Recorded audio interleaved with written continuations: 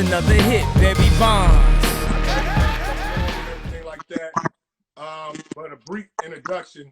How's my audio? Can you hear me pretty good? Yeah, I can hear you. There's no feedback, is there?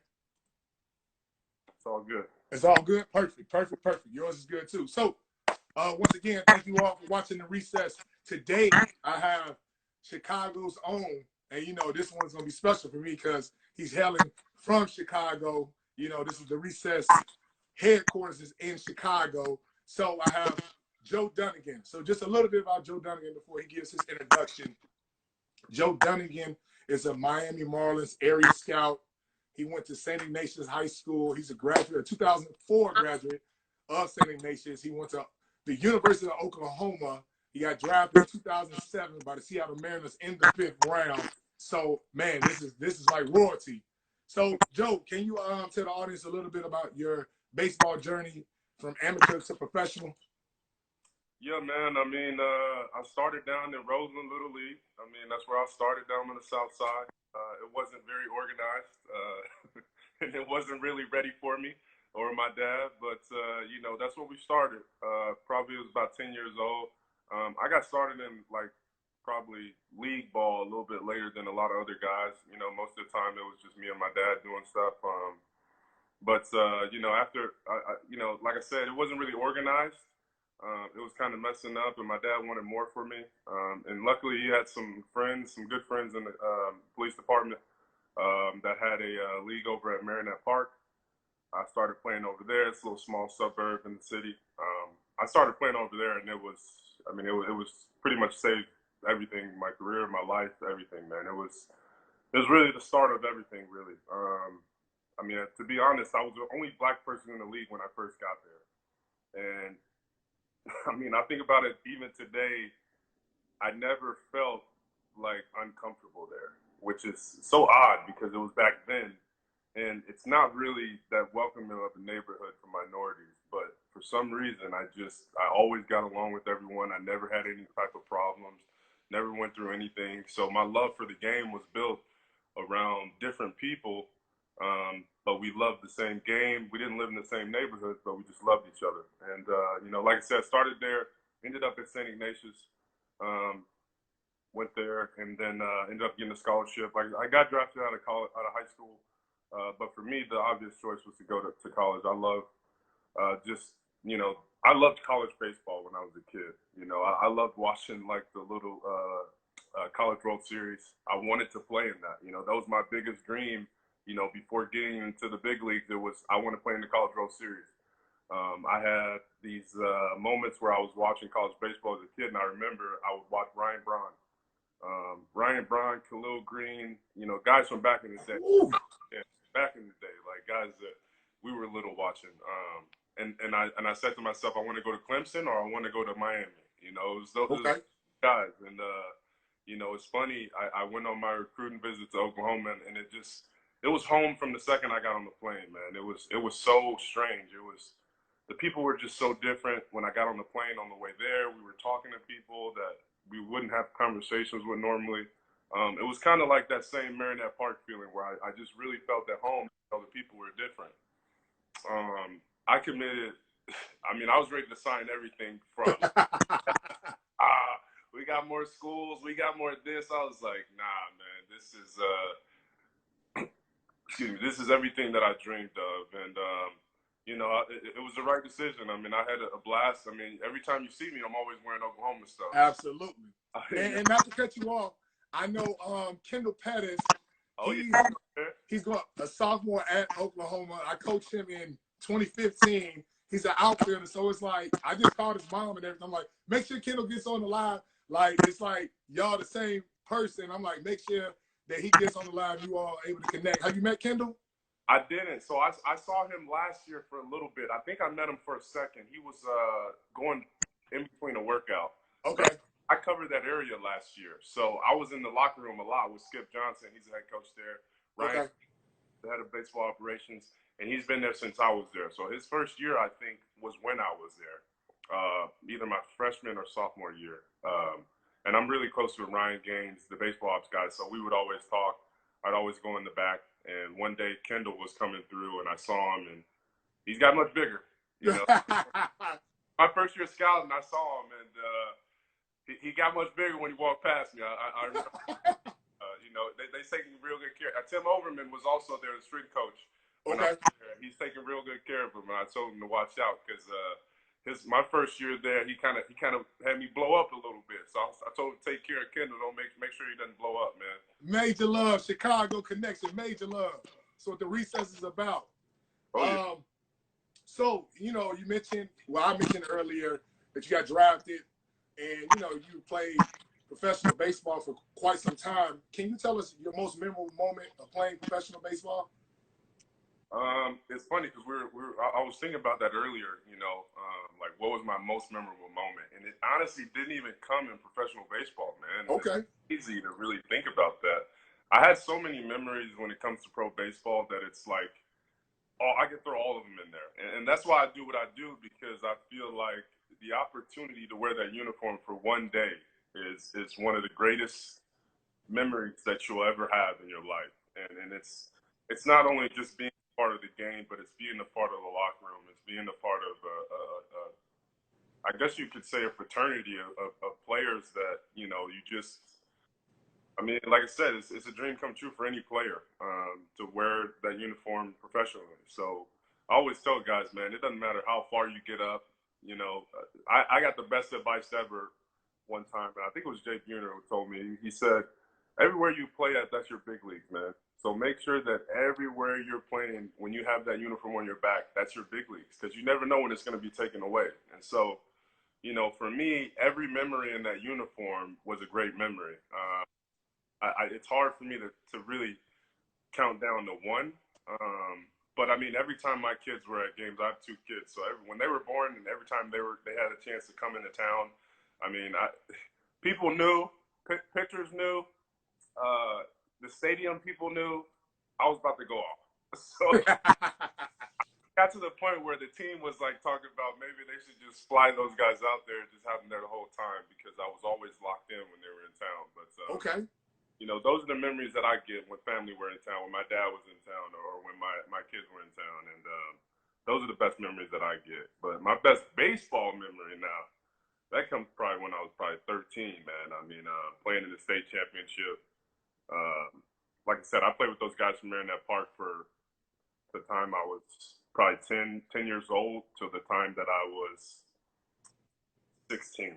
I mean, I really wasn't even into travel ball. I was into like trying to win a state championship with my team and my guys that I grew up with. And absolutely.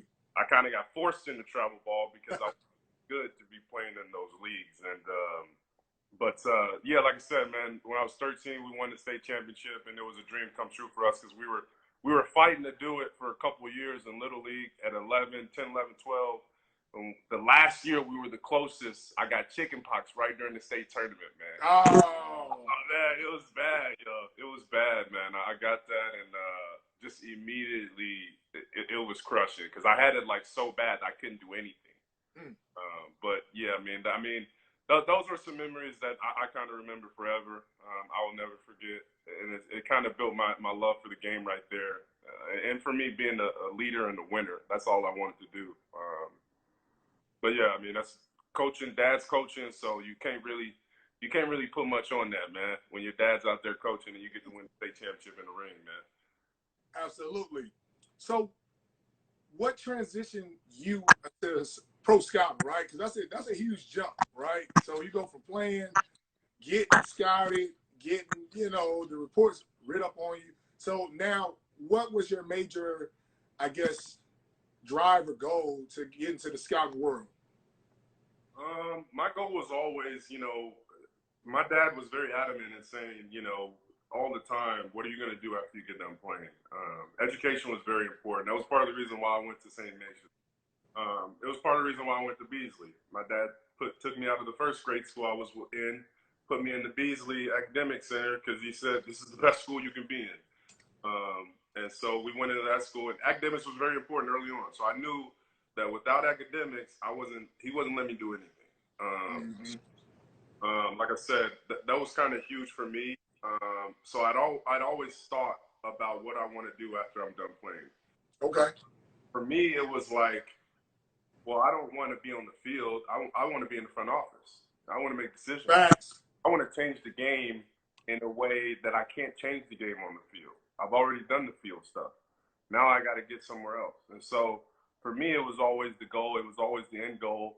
It was just a matter of when are you going to hang them up? You know, when are you going to, you know, really just say, okay, enough is enough. And for me, my last year, I knew I was ready to go. So I'd gotten interviews a couple years in a row from some people, and it was just one of those things where they knew I wasn't ready to stop. And so when I had gotten the interviews that next year, everything went well, and I had gotten a close friend of mine, Gavin Dickey. He's one of my best friends. Had asked me. He said, you know, he really kind of just told me. You know, it wasn't really a talk. It was like one of those, okay, man, it's time to take care of your family. It's time to get some longevity. It's time to get some, yes, sir. get some actual steadiness. You know, some consistency in your career, and get started early on something else. Because you know, as you know, as a player, anything can happen at any moment. Man. My last year in Mexico, I got traded 3 times. I got released once. I mean, it was crazy, man. But I was just, you know, that's the way that the business goes. Yeah.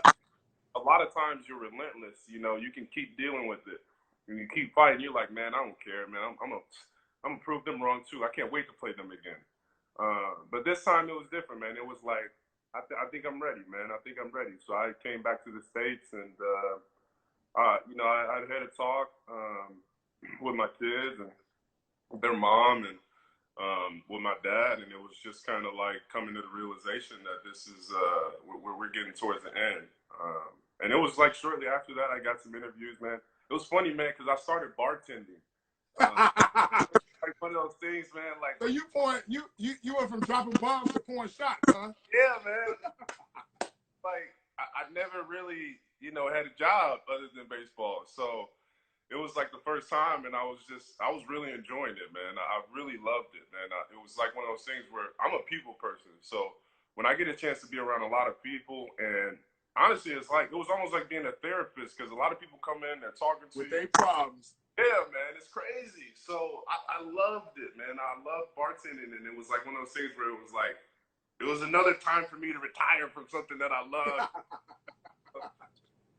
Man, it's funny to think about, but like I said, I had gotten set up with the interview with Bobby Heck. He's a big time man in baseball, man, and just a huge thanks to him and the Tampa Bay Rays organization, because it was kind of like an offer where it was a developmental position. So it was saying, you might like this, you might not. We'll try it out, you know? Mm-hmm.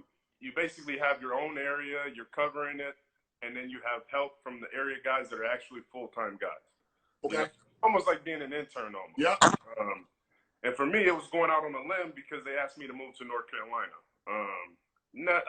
First of all, the only time I've been in North Carolina was playing in Raleigh, and it was not really that great of a place that I wanted to go to ever again, but ended up moving to Raleigh for this position. And it was the best decision I ever made. It was amazing. It was tough being away from my kids, but at the same time, it was a great learning experience, man. It not only taught me that this was what I wanted to do, but it was also some time to reflect. You know, that first after you get done playing, it's not only just, you know, tough on you mentally when it comes to just being away from the game, but it's tough on you mentally in general because you're so used to having a set routine for literally 31 years of your life. You know, you're playing from the time you're in Little League, or I guess I should say from the time I'm 10 to the time that I guess the time till I'm starting when I'm walking. So I'm right.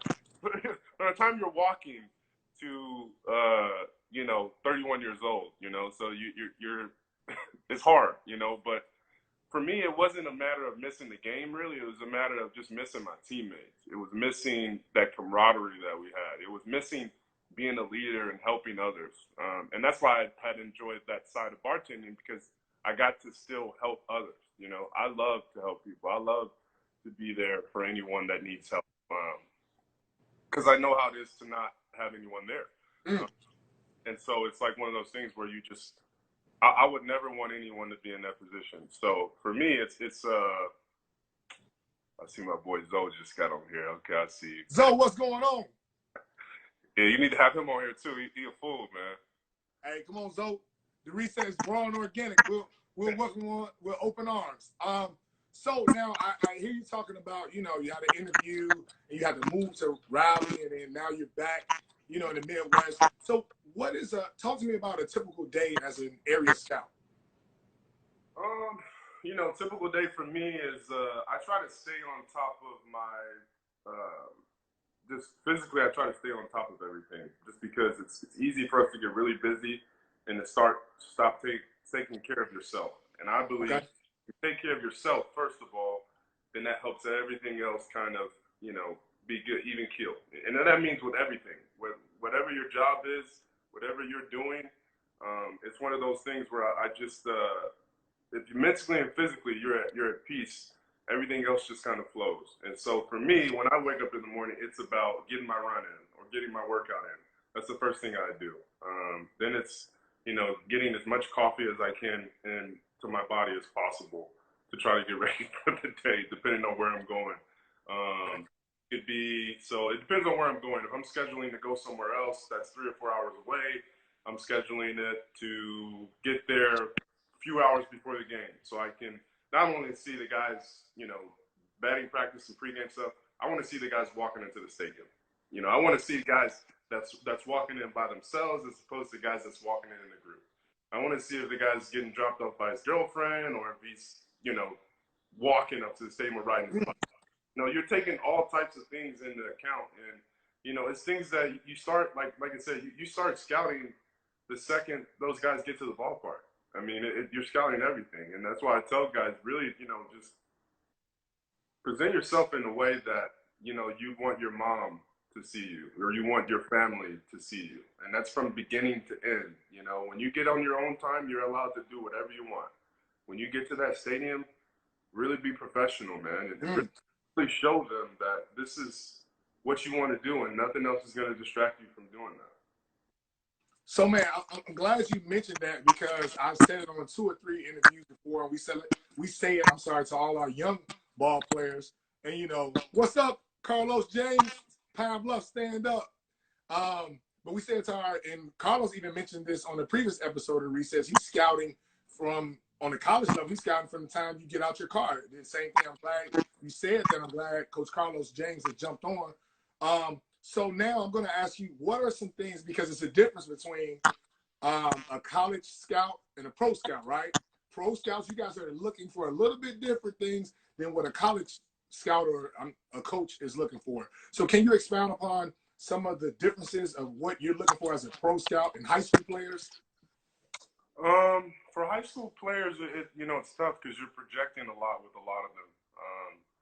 I think the first thing you got to ask yourself, for me, it's going through the experience that I have with the tons of players that I played with that did sign out of high school. Okay. I try to compare them to those guys. Do I think they're not only physically ready, but mentally ready?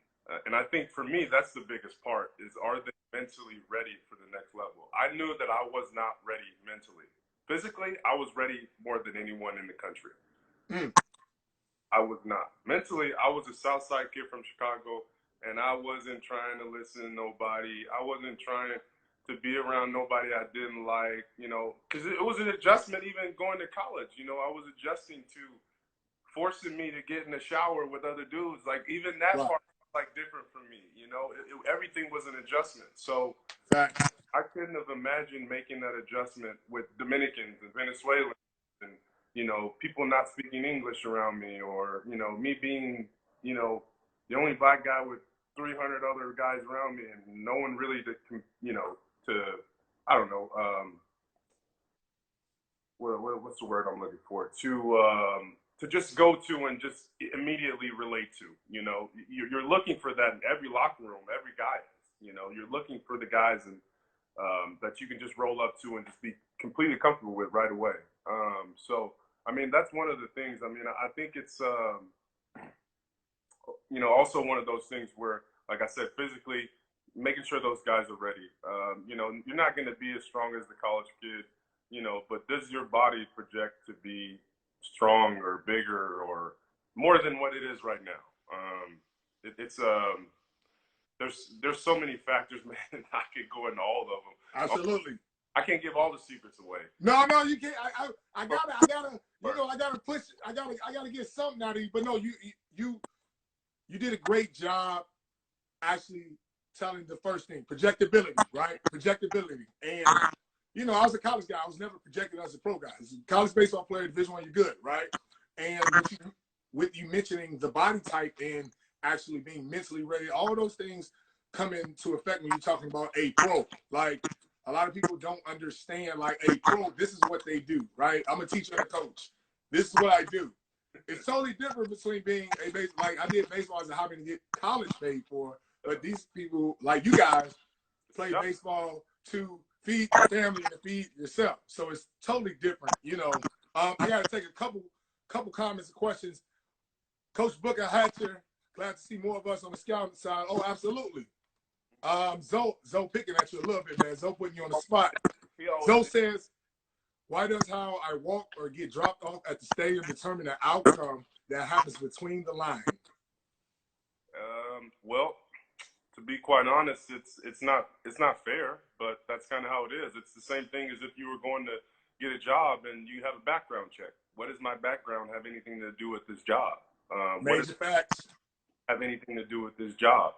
You know, I mean, it's you know, I take into account the guy that shows up looking nice, you know, versus the guy that shows up in just shorts and a t-shirt, because he's coming to work like, hey, this is business time. You know, when I went to the stadium, I wanted to look nice, you know, whether it was because I was going out after the game or because I just wanted to look nice. I wanted to look professional. I wanted to do that. You know, whatever my reasons were, I just felt like I wanted to come to the stadium ready, man. And I mean, for me, it's if you come to the stadium ready, though you don't have that problem. I already know you don't have that problem. Zoe picking with you, man. He's just trying to get the pot stirred up. Man, he's just goofy, man. But that's game, though, man. But that's a part of knowing the players. You know what I mean? Right. If I don't know you and I see you show up in just a t-shirt and in a raggedy shirt, I'm like, who is that guy right there? And then you roll out the shorts, I'm like, man, come on, dog. You can't show up to the stadium like that. But I mean, I'm very honest with, you know, some of my players and just, you know, really being adamant on just really presenting yourself in a better way. Man, I ain't on athletics. Jason, what's happening, man? Major salute. He said, yes, it's very important that the body has to pass the eye test to have a pro body. Absolutely. And I am on athletics. I had him on a couple months ago. He's the best trainer in the country. My boy Griff. Yeah, there you go. You already know. Best trainer in the country. I'm going to always say it. Match anybody up in the country to my boy Griff. Let's go. But in the world. Yeah, in the world. In the world. You heard it here. Coach Troy Williams, pitching coach for the White Sox Ace program. Good point. Not fair, but baseball ain't fair. We all know that. This is why we talk about it on the recess, because we already know what it is. But a lot of our parents and a lot of people, you know, I call it the smoke and mirrors, or they paint you a picture. Like, you can't do what you want to do in a game of baseball. It's a gentleman's sport. But I could go on and on about that. So, and I know you mentioned about the grind of the minor leagues and everything. So what are some reasons that some guys, because I like 2004, Matt Bush, I know he got into trouble and everything like that, but like I remember an interview that he did, I was watching it, he just said, man, I just gave up on baseball in the minors. Like what are some factors that contribute to people giving up in the minor leagues? Yeah, that's interesting, man, and I might get in trouble for this one, but I knew him back in the day, man. We were the same year. We played in the Aflac All-American game first year it was. I knew the type of person he was. So I know, me coming from Chicago, I was really good at reading people, even in high school. Because we in Chicago, we watch people, man. We just got to. It's like a Chicago thing, man, but I remember being around him and just really feeling uneasy. You know, he was just really different, you know. And not different in a I'm comfortable around you way. But for me as a scout, I think about that now, like they had to know that. But it's one of those talent outweighs everything else. He was 95, 96 off the bump. He was hitting bombs at shortstop. He was as athletic, as strong as I was, but not as big as I was. I mean, this kid was everything you wanted. but you knew that there was other things, you know, and that's why you kind of start examining the makeup, the character. Had you showed up before the game, you probably would have saw him in the parking lot smoking a J and getting Yep. in the car smelling like weed. I mean, that's just not saying that that happened, but I'm just saying in general, he wasn't one that was really trying to be around that grind. You know, he was, I'm good at this shit. I'm gonna fucking dominate. That's Yep. it. And some guys are like that. They can get away with that. He was good enough to get away with that. He didn't have to work really. You know, it was God-given talent. He was ready to go. I mean, you saw it. For me, he was a position player. He was a position player. He turned into a pitcher because he didn't put the work in. That dude was one of the most talented dudes I've ever seen. And it's kind of sad to think about now because, or actually not sad at all because it's kind of a success story now. I mean, you think about guys like him and Josh Hamilton. I mean, Man, Jesus Christ. guys are guys that went through some stuff, but, you know, they kind of, I mean, you see it. They fought it their whole careers, you know what I'm saying? But their talent was so good, they were still able to contribute, you know? But that being said, even when they got to being as good as they were, some teams still didn't want them. It didn't matter, you know? And that's why I say, you know, just really, I think I'm getting off point here, but. No, it's good. Hey, this is the recess, man. It's raw, organic. We talking. This is the part that, and you know, it doesn't matter if you get, man. This is the part that we need to talk about in a public forum. It's too many secrets or people behind closed doors, you know, playing a good old boy role and everything. No, we gotta break those doors down and talk about the real issues of what's going on. But getting back to what we were saying, it's a grind, man. Like you said, it's a complete grind, man. And it's one of those things where I try to explain it to people, but they really don't understand. You know, there's no way to prepare you for it. You know, and that's why it's so important for me as a scout to know the player, because I play with guys that were first rounders that couldn't handle being and grinding. They couldn't.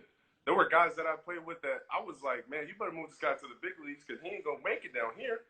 You know what I'm saying? And there's guys that can literally be career minor leaguers, and I'm telling you, those guys are the toughest dudes you will ever meet because they know how to deal with failure. They know how to deal with somebody going over them, even though they know they're better. And that's really, it's just a mental, constantly messing with you mentally, man, because you see that guy that you know that you're better than. You see that other guy that you know you're better than. And it doesn't matter whether they made more money or whether someone else is just fighting for them more than they're fighting for you. You know, politics do come into it sometimes. You know, when you're fighting over that player and your numbers are looking pretty similar, you're going to need somebody in your corner. You know what I'm saying? So, man,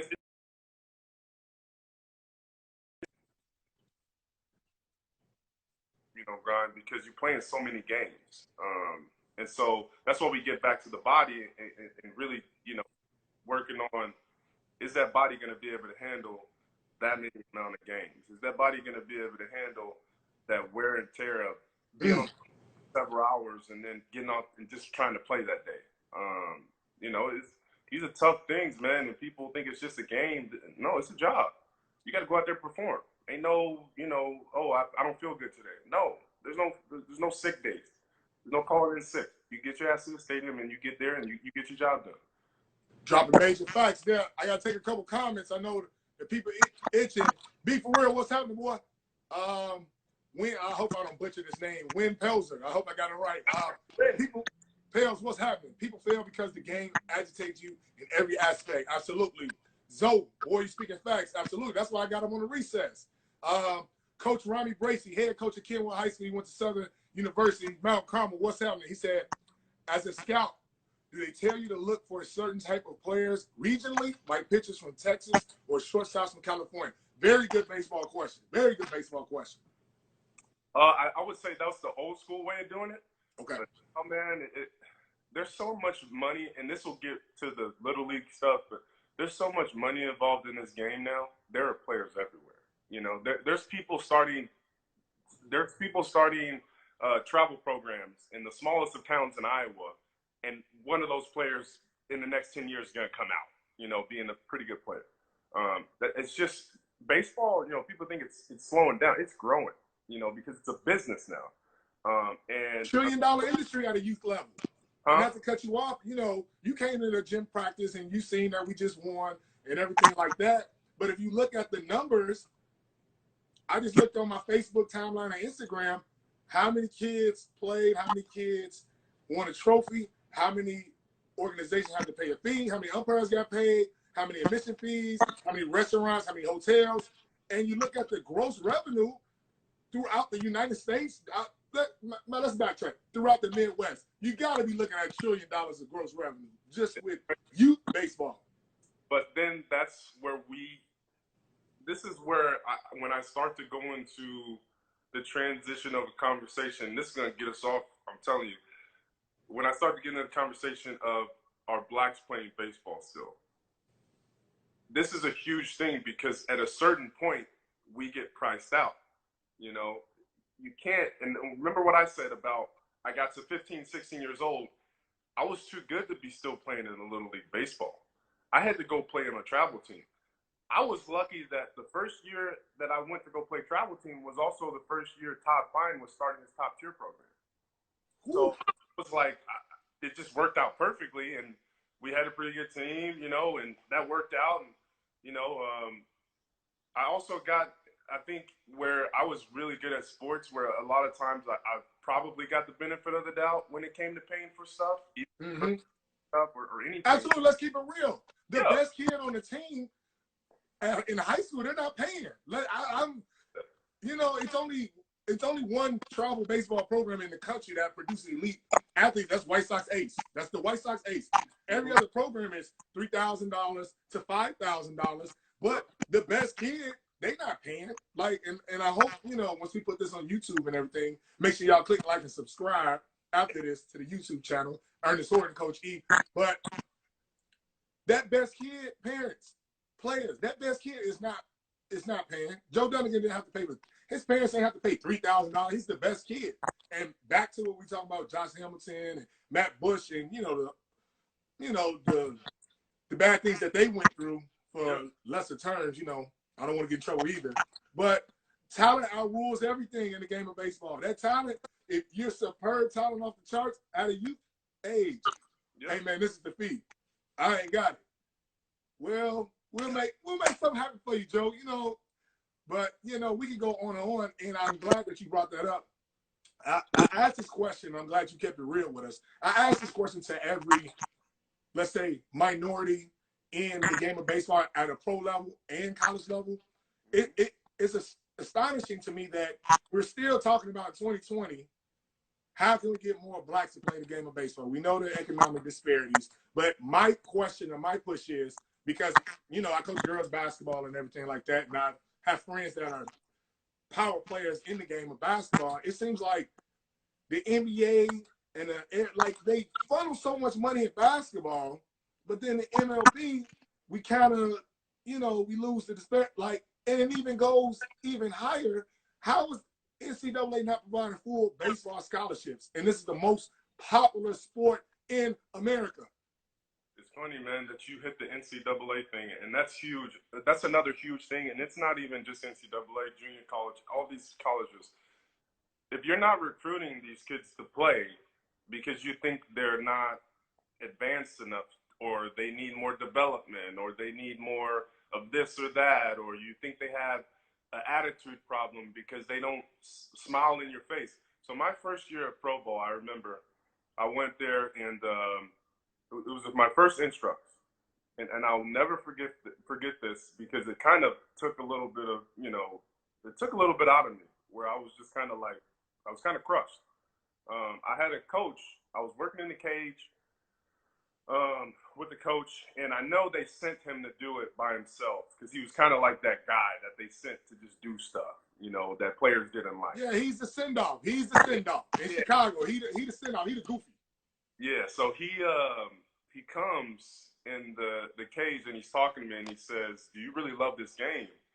And I just kind of looked at him confused, like, "What do you mean?" And he's like, "Well, some of the coaches, they're kind of scared of you, because you walk around, you don't really smile in front of their face or say hi or anything." And I'm just like, man, I came here to play baseball. What do you mean? You know, and it's like there's a lot of stories where stuff like that would happen, and for me, I would just ignore it because that's been the story my whole life. I'm not gonna walk up to you and smile in your face. That's just not me. You know, you grew up in this city. You know. I already know. You know, if I walk downtown, nobody's walking up to me and saying hi. So I walk and I keep walking. You know, and it's kind of the same thing when I play. It's like, oh, I'm going out to the cage. I don't need to go ask the coach to come hit with me. I know how to get my work in, you know? So for them, it was kind of one of those things where immediately it was like, well, are these guys questioning my character because I didn't say, or I didn't laugh and say hi, and, you know, kiss ass or something? Like, I'm confused, right. you know? But, you know, that's why I tell guys, you know, and this is one of those things where you also have to play the game, man. It's the same thing if you were, like, I think about it now, if I was working in the office, they probably would ask me to do the same thing. They probably would ask, hey, you know, smile a little bit more in the office, you know?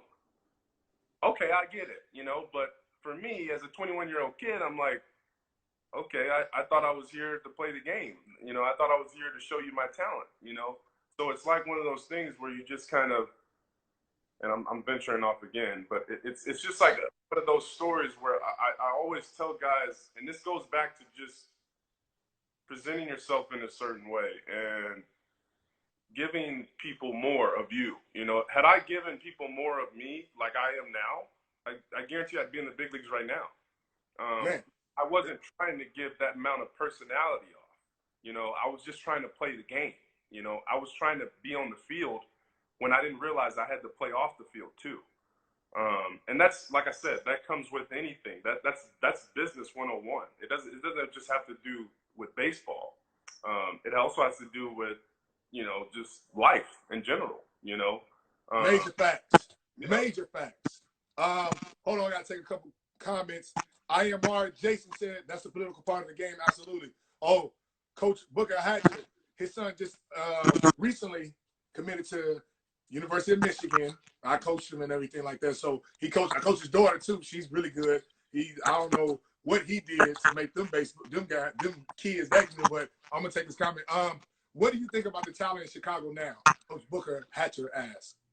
Amazing, man. It's for me, it's a dream come true, man. Because I think about, like I said, when I grew up here, I had to go an hour away just to go to the batting cage. I remember in high school, I quit basketball my senior year. I had to drive 2 hours. St. Ignatius wasn't nothing in basketball. No, stop. Don't do that. Don't do that. Hey, don't do that. But we was all right. We was all right. But I had to drive all the way down to Frankfurt just to go to a stage, man. I mean, and now you got them all over the city. You got them down south. You got them up north. I still think there should be down south, but I think it's great. I mean, you talk about Karan opening up his place. You guys having programs. They told me Roseland opened their program back up. I mean, yes, sir. Stuff that I get home and I'm very excited about the future because there's not just kids out there playing. You guys are teaching these kids. They were like, I got out there, y'all were I was like, these guys look good. Like, yeah, look. The number one and the great thing that I always push, and the parents, you know, I know some of them hate me. They're gonna love me in 10 years for this, but they hate me because you've been in our practice. Mm-hmm. No, if you don't do it the right way, you're gonna do it again. No, if you're swinging like a little girl, no offense, you know, I got some girls on the team that can hit. But if you're swinging like a punk, your best hitter though. I know. That's how. Did you see how I check myself? Let me rephrase that.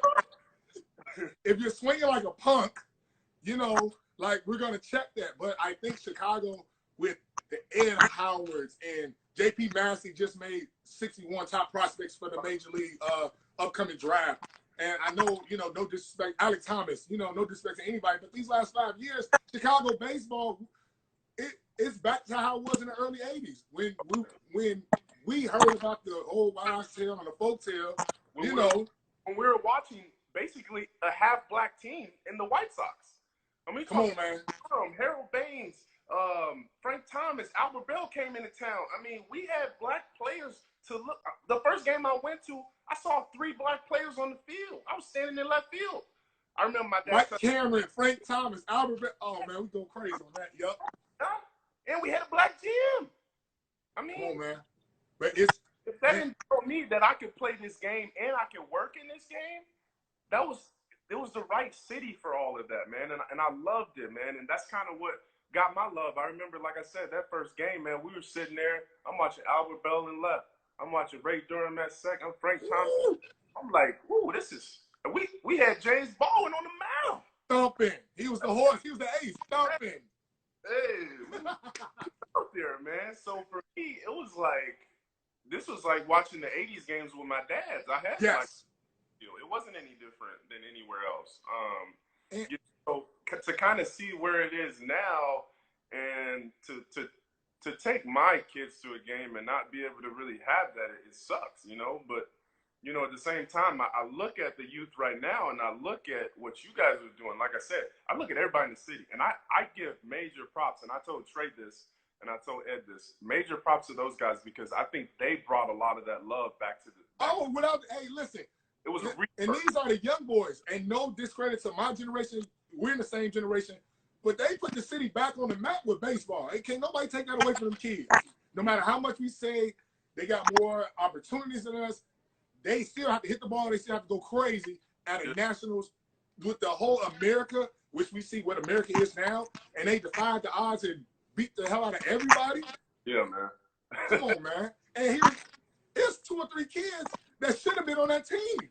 Yeah. And but I don't want to air out our dirty laundry and everything. Chicago. It's all good. I could go on and on, but I know the biggest thing is, and I know I'm looking at the time, but we're gonna keep this thing going. Ro Coleman, what's happening, baby?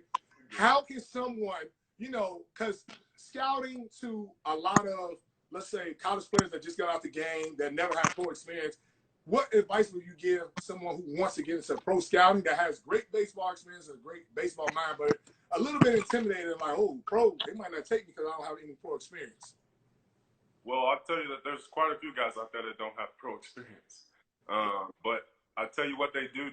There's guys out there that don't have a job. They're not hired, and they're out there. They're showing their face. They're scouting guys right now without being paid for it. They're spending their own money to do it. I mean, that's the sacrifice they're making in order to get out there. You know, I have that part of, you know, I have a name, I have a resume. You know, that helped me. So it's hard for me to really tell someone who doesn't, you know, how do I get into it? But, you know, what I did have also was just a relentless mind that I can do anything in this world. So I try to tell other guys that as well. You know, if you have to reach out to somebody, I'll give you a number. If you need help with something, I'm going to help you. You know, my job is one thing, but I also have a job and a duty to be, you know, more than just a scout in my eyes. And so I try to be there for guys. And, you know, last year I one of my boys, Reggie, you know, he works for the Rays now. He was asking me the same things, and I remember we were at area code games. So what I told him, I said, keep showing up every day, man. Keep showing up every day. And I even told him to tell his kid's mom, I said, hey, if you need something, I'm going to give it to you. You know, just tell her just to bear with me for this week that we're out here so that you can show up every day. And I'm going to tell these guys that you're driving an hour and a half every day so that you can be here. Because that's dedication, man. Don't be afraid to tell them why you're here and what you're doing here. You know, nobody knows you. So go ahead, walk up to somebody random and introduce yourself. You don't know who you're talking to. You don't know where that conversation is going to go. And then all of a sudden he gets hired by the Rays this year, and he's a full-time scout down in Texas. I mean, that's just from having a conversation and walking past a guy, and it was Bobby Heck again. We walked past Bobby, and I said, Bobby must be hey, man, I might have to call Bobby. I need to hold some up. No, I'm just joking. Hey, man, he's an amazing dude, man. And he's Absolutely. Where I feel like everyone should be able to. And it's funny because the same guy, Gavin Dickey, that I talked about, he hired him when he first came on.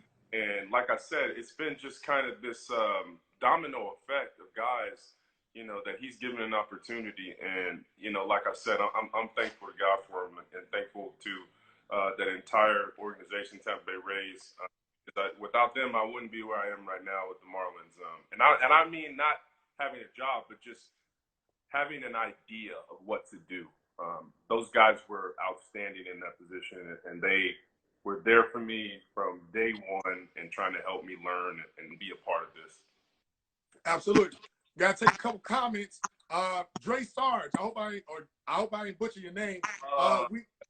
we need more leagues in the inner city. Facts. I grew up in Cabrini, and we had a league right in our neighborhood. Baseball was just like hoops for us. We played pickup. Oh, absolutely. But to that point, you know, I'm gonna dive a little bit deeper.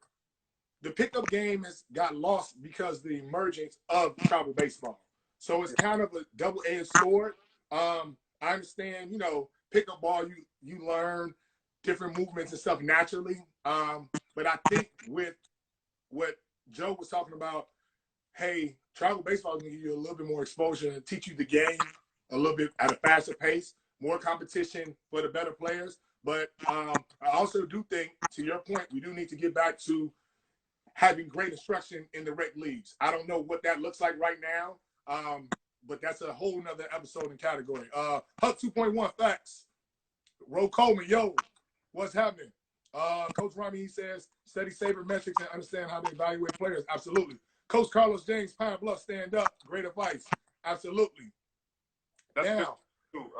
Making sure that you're learning about different stuff, because that's another thing. You know, a lot of guys, the guys that are former players, or even the guys that are not, they have this stubbornness when it comes to analytics, and it's so much information.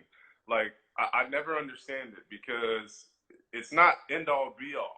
It's literally just, you know, it's check marks. You know, well, I saw a guy hit a ball hard. Oh, well, let me check the exit velocity. You know, like it's not trying to, you know, say that you need this in order to be good. You know, it's just saying, hey, you know, I'm taking all of this information in about this player to try to help me understand why I like him or why I don't like him.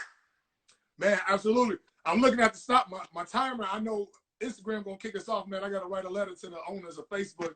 Give me more time on here. But Joe, if someone wants to get in contact with you to maybe question, ask you another question, or, you know, just pick your brain on some things, how can they get in contact with you? They can direct message me, man. Whatever you need. I mean, I can give my number out. Like I said, I don't care. I don't answer random numbers. But if you text me first, then I will answer.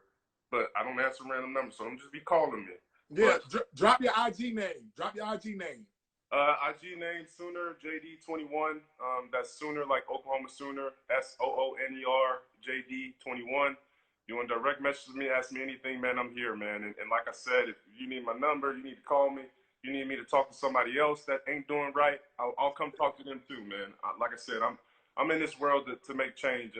My dad, you know, it was one of the best people on this earth, or is one of the best people on this earth. So I'm trying to still lead up. I'm trying to still catch up, you know, to him on that level of. Hey, yes, sir. I am. So I got a pin. I'm pinning your IG name. You know, while everybody, make sure y'all go follow my man Joe D. Oh, Kendall Pettis, he gonna throw the boomer in there. Okay, boomer soon. I'm coming down there to check it out. Joe, thank you so much for joining the recess and keeping it all the way real, all the way 100. Now, everybody, what you're doing right now, I want y'all to make sure you go to my IG, Coach E, OF Guru. I got a link tree. Make sure you click this episode, rewatch it. Part 2 coming soon. Rewatch it. I got previous episodes, and make sure when you get to my YouTube channel, you like, subscribe, and please share. We want to get this message across the nation. So make sure everybody that was on here tonight, subscribe to my YouTube channel. Make sure you follow me next week, next Monday at 7 p.m. Central Standard Time. I got Jada Amos from Clapton University, a killer in the softball. Joe D, we're going to have to do this again, man. We're going to do a part 2 after your season. Part 2. Part 2 coming to you very soon. They send you a list of questions they don't feel comfortable. They put a list of questions to go over next time. Absolutely. We're going to do it. Once again, this is Coach E. Make sure you guys go to my YouTube channel, subscribe, share this video. We're going to get it across the world. Joe D, thank you. This is Coach E.